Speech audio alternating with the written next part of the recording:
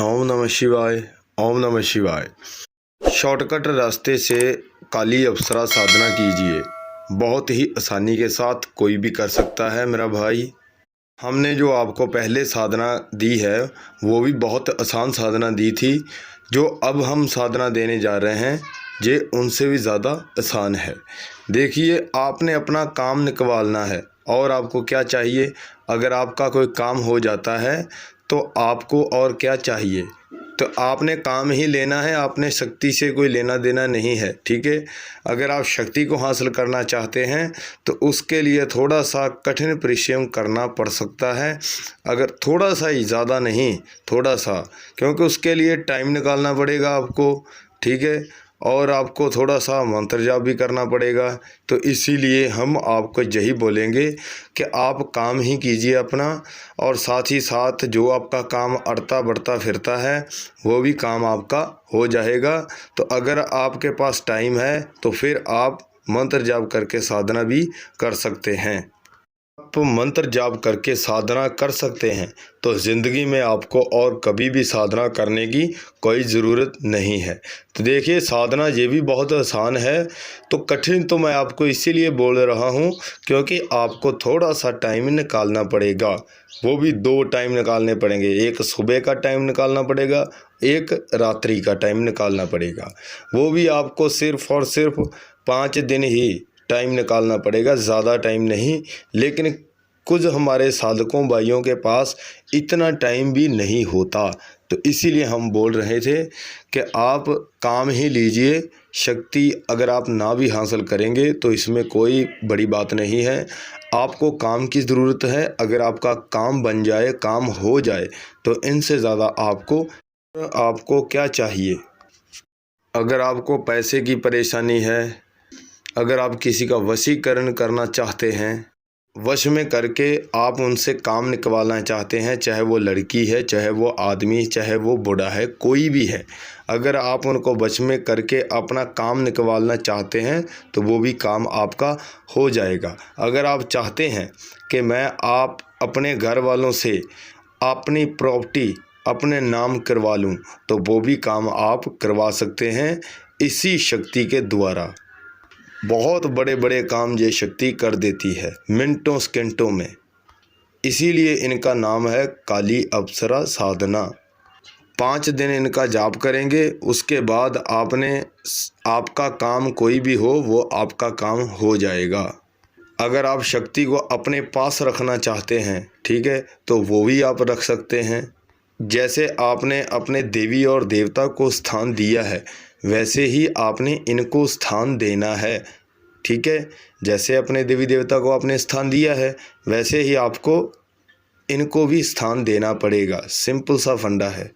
अगर आप घर में इनको भी स्थान देंगे, आदमी को पता चल ही जाता है। जब उनको पता चलता है कि मैं अब मरने वाला हूँ, सिर्फ़ और सिर्फ 5-10 दिन ही हमारे पास बचे हुए हैं, तो आप ऐसा कीजिए, इस शक्ति को काट कर नदी में फेंक दीजिए। इनको नदी में छोड़ना पड़ता है, ठीक है। अगर आप इनको ना छोड़ेंगे तो ऐसे ही आपकी मृत्यु हो जाएगी।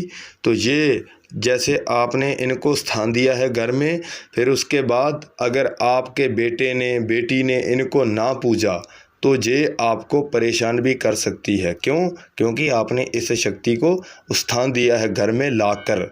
जैसे आप अपने देवी देवता की पूजा करते हैं, भोग प्रसाद देते हैं, वैसे ही उसके बाद इनको देना पड़ेगा।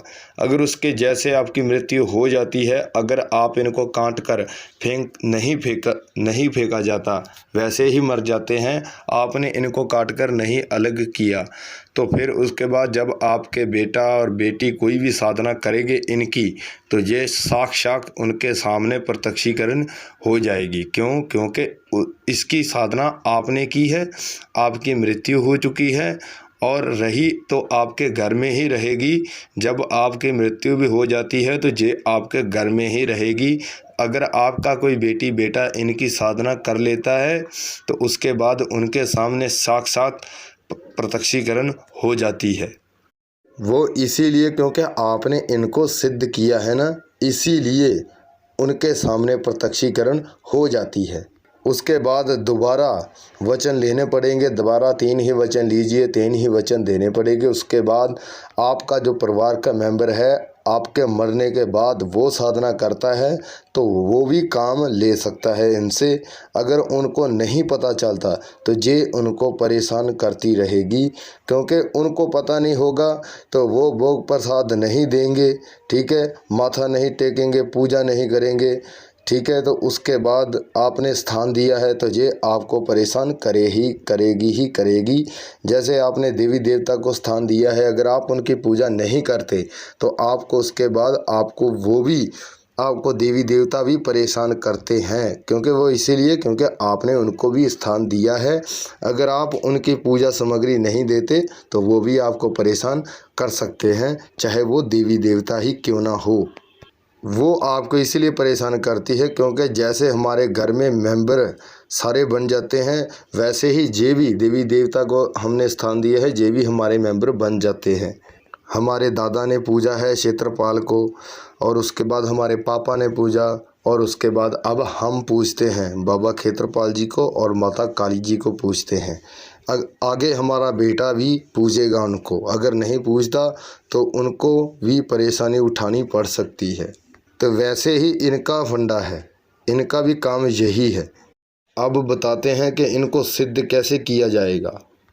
जो हमने आपको पहले साधना दी थी काली अप्सरा की, उनका विधि विधान अलग था।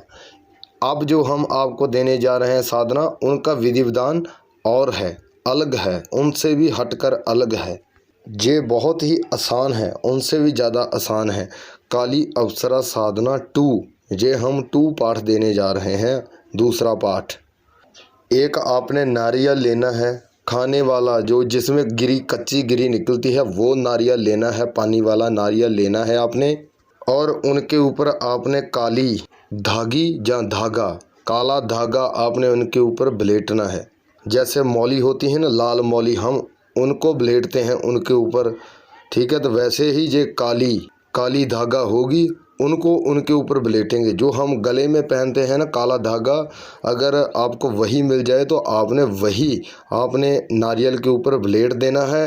और साथ ही साथ एक कोरे कागज़ के ऊपर आपने अप्सरा नाम लिखकर आपने उस कागज़ के ऊपर काली अप्सरा लिखकर आपने एक कोरे कागज़ के ऊपर, और साथ ही साथ आपने ये भी लिख देना है कि हे काली अप्सरा, मैं आपको सिद्ध करने जा रहा हूँ, आप हमारे पास आइए। कागज़ के ऊपर आपने इतना लिखना है, इतना लिख कर आपने उनको नदी में फेंक आना है। एक नारियल लेंगे, एक काला धागा लेंगे, एक कोरा कागज़ लेंगे, जिनके ऊपर आपने लिखना है। नारियल के ऊपर आपने काला धागा लपेट कर जो आपने लिखा हुआ है, जो आपने ब्लेटा हुआ है, उसके साथ ही आपने उस कागज़ को बांध देना है। नारियल के ऊपर ही काले धागे के साथ उस कागज़ को बांध देना है। उसके बाद अपने जहाँ पर आपका देवी देवता को स्थान दिया है, आपने उनके पास उस नारियल को लेकर आना है। जब आपकी पूरी तैयारी हो जाएगी, अपने देवी देवता के पास लेकर आएंगे, और जो भी मंत्र आपके देवी देवता का है आपने 41 बार उनको जाप करना है। जाप करें, जब आपने जाप कर लिया उसके बाद आपने नदी में इनको छोड़कर वापस आ जाना है। तो नदी में आपने जब छोड़ना है इनको, तो आपने नदी को भी प्रणाम करना ही करना है। तो कैसे प्रणाम करेंगे? जब नारियल को छोड़ने जाएंगे तो नदी को प्रणाम करेंगे, छोड़ने से पहले नारियल को पानी के बीच। तो कैसे प्रणाम करेंगे? हे नदी, मैं आपको प्रणाम करता हूँ। आपके बीच जो गंगा जल बहता रहता है उनको भी प्रणाम करता हूँ।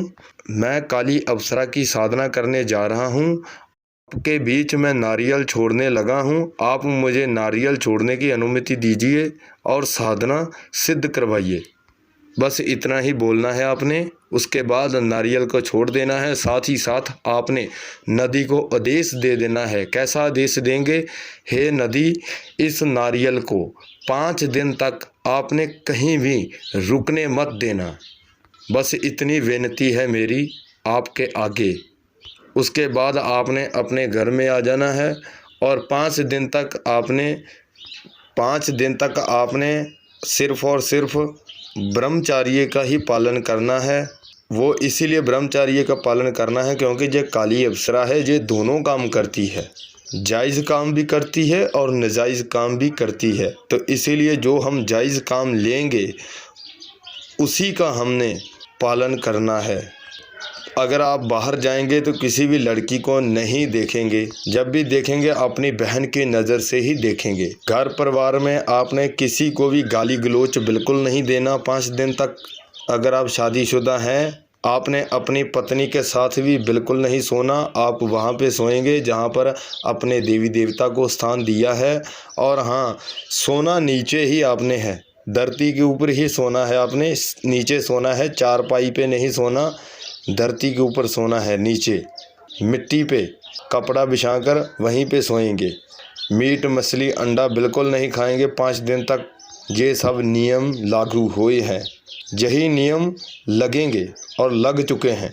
बस इतना सब करके आपने शक्ति को हासिल कर लेना है, सिद्ध कर लेना है। आखिर दिन में वो आपके पास दौड़ी चली आएगी कि आपने मुझे बुलाया है, तो किस काम के लिए बुलाया है।